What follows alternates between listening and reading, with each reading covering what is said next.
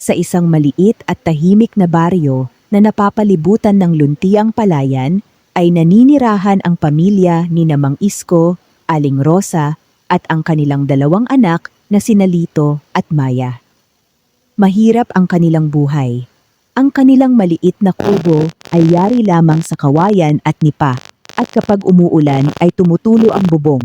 Gayunpaman, nananatili silang nagmamahalan at nagtutulungan sa bawat araw. Si Mang Isko ay isang magsasaka na araw-araw ay nagbubungkal ng lupa kahit maliit lamang ang kanyang sinasakang bukid. Minsan ay sapat ang ani, ngunit mas madalas na kulang ito upang maipambili ng pagkain at iba pang pangangailangan ng pamilya. Si Aling Rosa naman ay naghahabi ng banig at nagtitinda nito sa palengke. Kahit maghapon siyang nagtatrabaho, maliit lamang ang kanyang kinikita. Madalas ay inuuna pa nilang pakainin ang kanilang mga anak kaysa sa kanilang sarili. Lumaking mababait sina Lito at Maya. Hindi sila nagrereklamo sa kahirapan. Sa halip, tinutulungan nila ang kanilang mga magulang sa lahat ng kanilang makakaya. Isang umaga, nagpasya si Mang Isko na linisin ang bakuran sa likod ng kanilang kubo. Matagal na niyang balak alisin ang makapal na damo at mga lumang kahoy na nakatambak doon. Habang naghuhukay siya ng lupa, may tinamaan ang kanyang pala. Klang! Napahinto siya. Hindi bato ang tunog. Maingat niyang hinukay ang paligid hanggang sa may lumitaw na isang malaking palayok na yari sa makapal na luwad. Lumang-luma na ito at natatakpan ng lumot. Tinawag niya ang kanyang pamilya. Saglit kayo rito. Lumapit sina Aling Rosa, Lito at Maya. Nako, napakalaki pala niyan, sabi ni Aling Rosa. Tingin ninyo, ano kaya ang laman? Tanong ni Maya. Dahan-dahang binuksan ni Mang Isko ang takip. Laking gulat nilang lahat nang makitang wala itong laman. Tahimik silang nagkatinginan. Mukhang isa lamang itong lumang palayok na naiwan ng kung sinong dating nakatira sa lugar. Sayang, sabi ni Lito. Ngunit imbes na itapon, nilinis nila ito at inilagay sa loob ng kanilang kubo bilang lalagyan ng bigas. Kinagabihan, kakaunti na lamang ang kanilang natitirang bigas. Isang maliit na tasa na lamang ang laman ng palayok. Pagkasyahin na lang natin ito hanggang sa makapag-ani, malungkot na sabi ni Aling Rosa. Kumain silang lahat ng kaunti lamang. Nang sumunod na umaga, bumangon si Aling Rosa upang magsaing. Pagbukas niya sa palayok ay napasigaw siya. Panginoon! Nagising ang buong pamilya. Anong nangyari? Tanong ni Mang Isko. Halos hindi siya makapaniwala nang makita niyang puno ng bagong aning bigas ang palayok. Malinis, maputi, mabango. Hindi niya maipaliwanag kung paano ito nangyari. Sigurado akong halos ubos na ito kagabi, sabi niya. Nagkatinginan ang lahat. Inisip nilang baka nagkamali lamang sila ng bilang.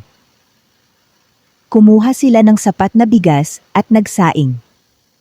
Pagsapit ng hapon, sinilip muli ni Maya ang palayok. Muli itong puno. Hindi nababawasan. Nagsimula silang magtaka. Hindi nila alam na iyon pa lamang ang simula ng isang pambihirang himala na tuluyang magbabago sa kanilang buhay.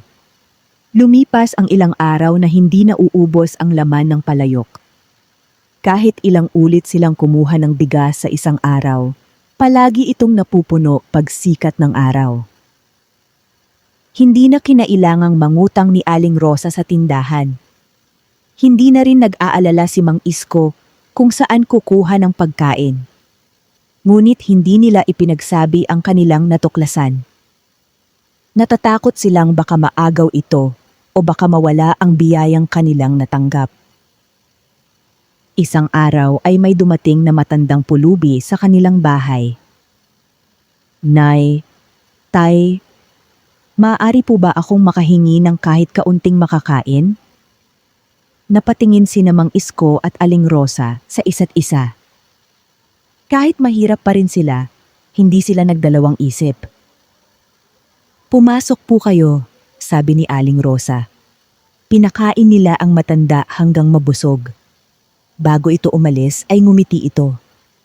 Ang tunay na biyaya ay hindi nawawala sa taong marunong magbahagi. Pagkasabi nito ay umalis ang matanda. Hindi na nila ito muling nakita. Makalipas ang ilang oras, ay napansin nilang tila lalo pang dumami ang laman ng mahiwagang palayok. Hindi lamang bigas ang naroon. May mga sariwang gulay. May mga prutas. May mga itlog. May mga pagkaing sapat para sa maraming tao.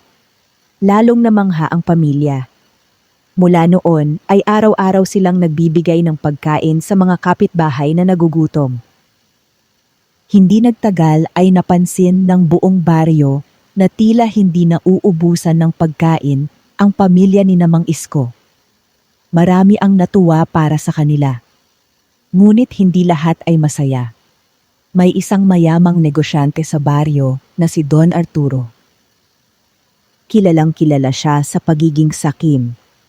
Gusto niyang mapasakamay ang lahat ng bagay na maaaring magpayaman sa kanya. Nang mabalitaan niyang tila hindi nauubusan ng pagkain ang pamilya ni Mang Isko, nagsimula siyang maghinala.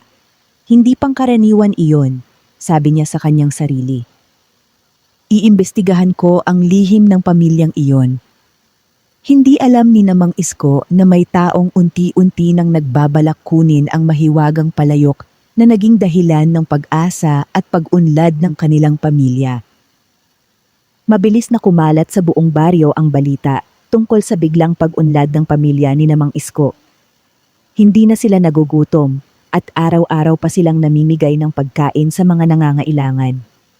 Marami ang humanga sa kanilang kabutihang loob, ngunit may ilan ding naiinggit.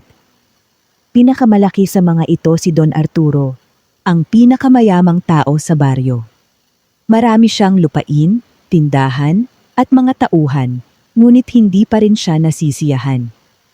Kapag may narinig siyang bagay na maaaring magbigay ng mas malaking kayamanan, ginagawa niya ang lahat upang mapasa kanya iyon. Isang hapon ay ipinatawag niya ang dalawa niyang katiwala. Alamin ninyo kung paano yumaman ang pamilya ni Mang Isko, utos niya. Susundin po namin doon. Kinabukasan ay nagtungo ang dalawang katiwala sa bahay ni Mang Isko. Nagkunwari silang mga mamimili ng bigas. Magalang silang tinanggap ni Aling Rosa. Nais sana naming bumili ng maraming sako ng bigas, sabi ng isa. Napangiti lamang si Aling Rosa. Paumanhin po, hindi po kami nagbebenta.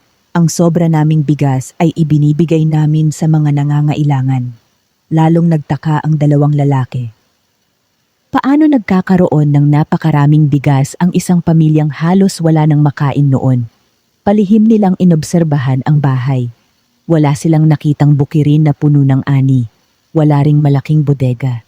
Ngunit isang gabi, nakita nilang pumasok si Maya sa kubo at lumabas na may dalang isang basket na punong-puno ng bigas. Siguradong may lihim sila. Bulong ng isa. Agad nilang isinumbong kay Don Arturo ang kanilang nakita. Hindi ako naniniwalang ordinaryong palayok lang ang nasa loob ng bahay na iyon, sabi ni Don Arturo habang naglalakad sa kanyang silid. Kapag nakuha ko ang lihim na iyon, lalo akong yayaman. Nagplano siyang nakawin ang mahiwagang palayok. Samantala, walang kamalay-malay ang pamilya ni Mang Isko sa panganib na papalapit. Patuloy pa rin silang tumutulong sa mga kapitbahay. Nang dumating ang tag-ulan, maraming bahay ang binaha. Maraming pamilya ang nawalan ng pagkain. Binuksan ni Mang Isko ang kanilang tahanan. Pinakain nila ang lahat ng nagugutom. Habang kumukuha si Aling Rosa ng pagkain mula sa mahiwagang palayok, napansin niyang hindi lamang bigas ang lumalabas dito. May mga isda, gulay, karne, at sariwang prutas na sapat para sa buong baryo. Hindi na sila nagduda. Tunay ngang mahiwaga ang palayok. Ngunit kasabay ng pagdami ng biyaya, ay ang paglapit ng mas malaking pagsubok.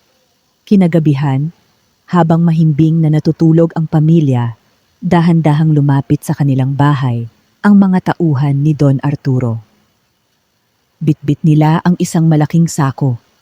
Handa na nilang nakawin ang mahiwagang palayok.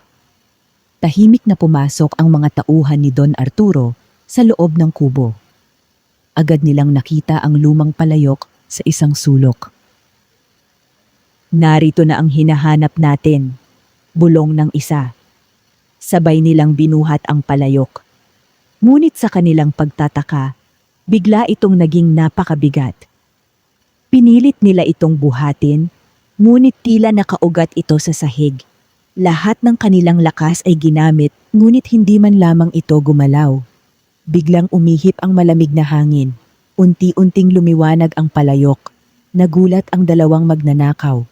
Sa loob ng palayok ay lumitaw ang isang malambing na liwanag na tila ginto. Narinig nila ang isang mahinang tinig. Ang biyayang ito ay para lamang sa mga taong may mabuting puso. Nang sandaling iyon, ay natakot ang dalawang lalaki. Nag-unahan silang tumakbo palabas ng kubo. Pagdating nila sa mansyon ni Don Arturo, ay ikinuwento nila ang lahat ng kanilang nakita. Ngunit hindi naniwala ang mayaman. Mga duwag kayo, ako mismo ang kukuha sa palayok. Kinabukasan ay nagtungo siya sa bahay ni Mang Isko na may dalang maraming regalo. Nagkunwari siyang mabait. Mang Isko, nais kitang tulungan. Bibigyan kita ng malaking halaga kapalit ng lumang palayok. Magalang nang ngumiti si Mang Isko. Paumanhin po, ngunit hindi po namin ito ipinagbibili. Lumalim ang noo ni Don Arturo. Dodoblehin ko ang halaga. Hindi pa rin po. Triplehin ko. Umiling lamang si Mang Isko. Hindi po kayang tumbasan ng salapi ang isang biyayang ipinagkaloob sa amin. Nagtitimpi si Don Arturo habang umaalis. Lalong nagliyab ang kanyang kasakiman. Samantala, nang gabing iyon, ay muling napuno ang mahiwagang palayok. Hindi lamang pagkain ang lumabas, kundi mga gintong barya at mahahalagang hiyas. Nagulat ang buong pamilya. Ngunit sa halip na itago ang lahat para sa kanilang sarili, ipinagawa nila ang sirang paaralan sa baryo, nagpatayo ng maliit na klinika at tinulungan ang mga magsasakang walang binhi.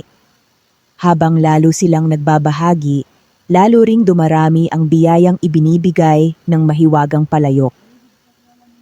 Unti-unti namang napagtanto ng buong baryo na ang tunay na lihim ng palayok ay hindi lamang ang mahika nito, kundi ang kabutihang taglay ng pamilyang karapat-dapat tumanggap ng biyaya. Hindi matanggap ni Don Arturo ang kanyang pagkabigo. Habang nakatanaw siya sa kanyang malawak na lupain, lalo lamang siyang nilamon ng kasakiman. Kung hindi nila ibibigay ang palayok, kukunin ko ito sa anumang paraan, mariin niyang sabi. Naghahanap siya ng isang kilalang magnanakaw na si Bruno, isang lalaking bihasa, sa pagpasok sa mga bahay nang hindi napapansin. Ipinangako ni Don Arturo ang malaking gantimpala kapag naiuwi nito ang mahiwagang palayok. Pagsapit ng hating gabi, nagtungo si Bruno sa bahay ni Mang Isko. Tahimik ang buong paligid. Mahimbing na natutulog ang pamilya. Maingat siyang pumasok sa kubo. Sa pagkakataong ito, hindi na mabigat ang palayok. Madali niya itong nabuhat at naipasok sa malaking sako. Mabilis siyang tumakas. Pagsikat ng araw, nagising si Aling Rosa upang magsaing. Napasigaw siya nang makitang wala na ang palayok. Nagising ang buong pamilya. Halos maluha si Maya. Tay, nawala na ang palayok. Tahimik lamang si Mang Isko. Sa halip na magalit, yumuko siya at nagsabi, kung ipinagkaloob sa atin ang biyaya, maaari rin itong mawala. Ngunit hindi mawawala ang kabutihang natutunan natin. Nagpatuloy pa rin silang magtrabaho sa bukid kahit wala na ang mahiwagang palayok. Samantala, tuwang-tuwa si Don Arturo nang makita ang palayok sa kanyang mansyon. Ngayon ay magiging pinakamayaman na ako sa buong lalawigan. Naglagay siya ng isang dakok na bigas sa loob. Naghintay siya buong araw. Walang nangyari. Kinabukasan ay sinilip niya muli ang palayok. Nanatili itong walang laman. Sinubukan niyang lagyan ng ginto. Nang muli niya itong buksan, ay wala na rin ang mga gintong inilagay niya. Unti-unti siyang kinabahan. Lalong nagalit si Don Arturo. Nilinlang nila ako. Hindi niya alam na ang mahika ng palayok ay hindi sumusunod sa taong sakim. Habang siya ay nabibigo, ang pamilya ni Mang Isko ay patuloy na nagtutulungan. Nagtanim sila ng gulay, nag-alaga ng manok, at mas nagsikap sa bukid. Bagaman wala na ang mahiwagang palayok, hindi sila nawalan ng pag-asa. Makalipas ang ilang linggo, nagsimulang maranasan ni Don Arturo ang sunod-sunod na kamalasan. Natuyo ang ilan sa kanyang mga pananim. Nagsara ang isa niyang tindahan. Unti-unti ring umalis ang kanyang mga tauhan dahil sa kanyang masamang pagtrato. Samantala, ang pamilya ni Mang Isko ay patuloy na pinagpapala. Ang kanilang mga pananim ay masaganang namunga. Lumago ang kanilang maliit na negosyo ng gulay at bigas. Tinulungan sila ng mga taong minsan nilang tinulungan noon. May nagbigay ng mga binhi, may tumulong sa pag-aani, at may nag-ambag upang mapagawa ang kanilang bahay. Isang gabi, muling dumating ang matandang pulubi na minsan nilang pinakain. Ngumiti ito sa pamilya. Hindi kayo nagbago kahit nawala ang mahiwagang palayok. Nagulat silang lahat.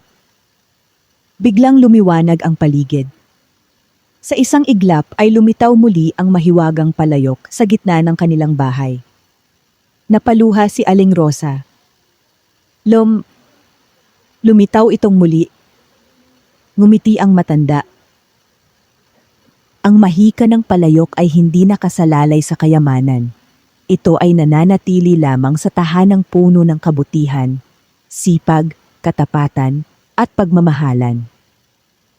Pagkasabi nito ay unti-unti siyang naglaho na parang hamog sa umaga. Nauunawaan na ngayon ng pamilya ang tunay na lihim ng mahiwagang palayok. Hindi ito ibinigay upang sila'y maging sakim, kundi upang maging daan ng pagtulong sa iba. Mula noon ay lalo pa nilang pinalawak ang kanilang pagtulong sa buong baryo. Nagpatayo sila ng imbakan ng pagkain para sa mga mahihirap, tumulong sa mga batang makapag-aral, at nagbigay ng kabuhayan sa mga pamilyang nangangailangan. At habang dumarami ang kanilang kabutihan, lalo ring dumarami ang biyayang ibinibigay ng mahiwagang palayok. Lumipas ang ilang buwan, at ang maliit na baryo ay unti-unting umunlad dahil sa pagtutulungan ng mga tao. Marami ang natutong magsaka, mag-ipon, at magbahagi sa kapwa. Ang pamilya ni Mang Isko ay nanatiling mapagpakumbaba sa kabila ng kanilang kasaganaan. Ngunit isang araw, dumating ang matinding tagtuyot. Hindi umulan sa loob ng maraming linggo. Unti-unting natuyo ang mga palayan at gulayan. Nalanta ang mga puno at kumunti ang tubig sa ilog. Muling kinabahan ang mga taga-baryo. Kung magpapatuloy ito, magugutom tayong lahat. Sabi ng isang matandang magsasaka. Nagtipon ang mga tao sa bahay ni Mang Isko upang humingi ng payo. Hindi nag-atubili ang pamilya. Binuksan nila ang mahiwagang palayok. Nang araw na iyon ay naglabas ang palayok ng sapat na pagkain para sa buong baryo. May bigas, gulay, prutas at malinis na tubig na inilagay nila sa malalaking banga upang maipamahagi sa lahat. Sa loob ng maraming araw ay walang pamilyang nagutom. Ngunit habang tumatagal, may ilang taong naging sakim. Kumuha sila ng higit sa kanilang kailangan at itinago ang pagkain sa kanilang mga bahay. Kinabukasan, nagulat silang lahat. Ang mga pagkain kanilang itinago ay biglang nasira at hindi na maaaring kainin. Samantala, ang mga pamilyang kumuha lamang ng sapat para sa kanilang pangangailangan ay nanatiling may sariwa at masaganang pagkain. Naunawaan ng lahat na ang biyaya ng mahiwagang palayok ay hindi maaaring gamitin para sa kasakiman. Naging aral ito sa buong baryo. Mula noon, ang bawat isa ay kumuha lamang ng sapat at nagbahagi sa mga higit na nangangailangan. Hindi nagtagal, bumuhos din ang ulan. Unti-unting nabuhay muli ang mga bukirin at nagbalik ang masaganang ani. Nagpasalamat ang buong baryo sa kanilang pagkakaisa at sa kabutihan ng pamilya ni Mang Isko. Habang masaya ang buong baryo, si Don Arturo naman ay halos maubos na ang kanyang kayamanan. Dahil sa kanyang kasakiman, iniwan siya ng marami niyang tauhan. Nawalan siya ng mga kaibigan at halos wala nang bumibisita sa kanyang malaking bahay. Isang gabi, naglakad siya ng mag-isa patungo sa bahay ni Mang Isko. Nahihiya siyang humarap sa pamilya. Pagdating niya ay yumuko siya. "Mang Isko, Aling Rosa, humihingi ako ng tawad." Tahimik na nakinig ang pamilya. Inggit at kasakiman ang nagtulak sa akin upang kunin ang hindi naman akin. Ngayon ay nauunawaan ko na ang tunay na kayamanan. Ngumiti si Mang Isko at inilahad ang kanyang kamay. Ang taong marunong humingi ng tawad ay karapat-dapat bigyan ng panibagong pagkakataon. Tinanggap ng pamilya ang kanyang paghingi ng tawad. Hindi lamang iyon, tinulungan pa nila siyang muling magsimula. Binigyan nila siya ng mga binhi upang makapagtanim muli. Tinuruan nila siyang magtrabaho kasama ang mga magsasaka sa baryo. Sa unang pagkakataon sa kanyang buhay, naranasan ni Don Arturo ang tunay na hirap ng pagtatanim. Araw-araw siyang nagbubungkal ng lupa, nagdidilig ng pananim, at nag-aani kasama ang iba. Unti-unti siyang nagbago. Natutunan niyang ang kayamanang pinaghihirapan ay higit na mahalaga kaysa kayamanang nakuha sa pandaraya. Makalipas ang ilang buwan, naging masagana muli ang kanyang bukirin. Ngunit iba na siya ngayon. Hindi na siya sakim. Kapag may labis siyang ani, kusang loob niya itong ibinibigay sa mga pamilyang nangangailangan. Nakita ito ng mahiwagang palayok. Isang umaga, nang dumalaw si Don Arturo sa bahay ni Mang Isko, kusang lumitaw sa loob ng palayok ang isang maliit na supot ng gintong binhi. Iniabot iyon ni Mang Isko sa kanya. Isa itong gantimpala, hindi dahil naging mayaman ka, kundi dahil natuto kang maging mabuting tao. Napaluha si Don Arturo habang tinatanggap ang regalo. Mula noon, namuhay siyang may kababaang loob at naging isa sa pinakamapagbigay na tao sa buong baryo. Mula nang magbago si Don Arturo, unti-unti ring nagkaroon ng kapayapaan sa buong baryo. Ang mga tao ay natutong magtulungan, magbahagi at magmahalan. Ang dating magulo at puno ng inggit na lugar ay naging isang masayang pamayanan. Isang umaga, napansin ni Maya na tila nag-iiba ang mahiwagang palayok. Hindi na ito palaging puno ng pagkain tulad ng dati. Minsan ay bigas lamang ang lumalabas, minsan ay gulay, at minsan ay wala itong laman sa loob ng isang araw. "Nanay, bakit po kaya ganito ang palayok?" tanong niya. Tiningnan ito ni Aling Rosa ng mabuti. "Marahil ay may itinuturo pa ito sa atin," sagot niya. Dumating si Mang Isko at matagal na tinitigan ang palayok. Sa simula, akala natin ito ang dahilan ng ating pagyaman. Pero ngayon, naiisip ko na baka hindi ito tungkol sa pagkain o ginto. Naging palaisipan ito sa kanila.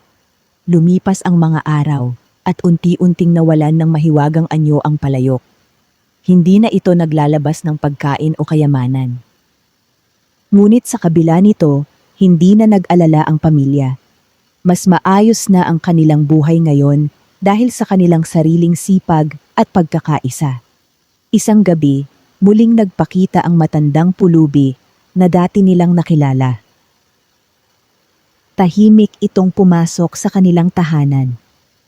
"Natapos na ang aking misyon," sabi nito. Nagulat ang pamilya. "Ano pong ibig ninyong sabihin?" tanong ni Mang Isko. Ngumiti ang matanda. "Ang palayok ay hindi kailanman tunay na nagbigay ng yaman. Ito ay isang pagsubok upang makita kung anong uri ng mga tao ang inyong magiging pamilya." Napatingin silang lahat sa isa't isa. Kapag ang tao ay marunong magbahagi, ang mundo mismo ang magbubukas ng mga biyaya para sa kanya, dagdag pa ng matanda. Unti-unting nagliwanag ang palayok sa huling pagkakataon. Pagkatapos ay tuluyan itong naglaho, parang usok na tinangay ng hangin. Naiwan ang pamilya na tahimik ngunit punong-puno ng pag-unawa. Lumipas ang maraming taon. Ang pamilya ni Mang Isko ay hindi na mayaman sa mahiwagang paraan, ngunit sila ang itinuturing na pinakamayaman sa buong lalawigan. May sarili na silang maayos na bahay, malawak na sakahan, at isang maliit na sentrong tulungan para sa mga mahihirap. Si Lito ay naging guro na nagtuturo sa mga batang walang kaya. Si Maya naman ay naging tagapamahala ng kanilang proyektong pangkabuhayan para sa mga magsasaka. Si Mang Isko at Aling Rosa ay tumanda ng payapa, laging pinapayo sa mga tao ang kahalagahan ng sipag, kabutihan at pagkakaisa. Si Don Arturo, na minsang naging sakim, ay naging isa sa mga pangunahing taga-suporta ng mga mahihirap sa baryo. Hindi na siya naghangad ng sobra. Natutunan niyang ang tunay na yaman ay hindi nasusukat sa ginto, kundi sa dami ng taong natulungan mo. Isang araw, nagtipon ang buong baryo sa gitna ng kanilang lupain. May pista ng pasasalamat. Habang nakatingin si Mang Isko sa masayang mga tao, tahimik siyang nagsalita.